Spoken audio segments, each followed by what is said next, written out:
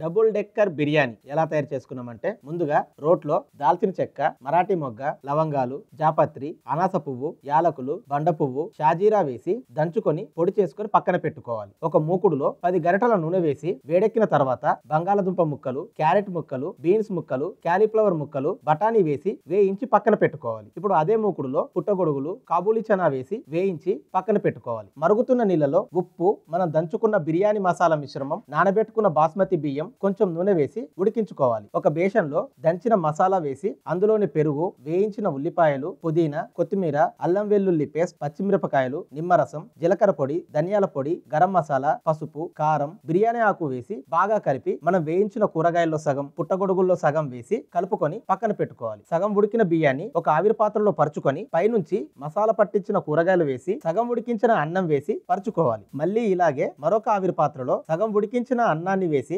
పరుచుకొని మసాలా పట్టించిన పుట్టగొడుగుల మిశ్రమాన్ని వేసి సగం ఉడికించిన అన్నం వేసి పరుచుకోవాలి. తర్వాత రెండిట్లో అరిటాకును వేసి మూత పెట్టి 20 నుంచి 30 నిమిషాలు ఆవిరి పట్టి పైనుండి నెయ్యి, కొత్తిమీర వేసుకుంటే డబుల్ డెక్కర్ బిర్యానీ రెడీ.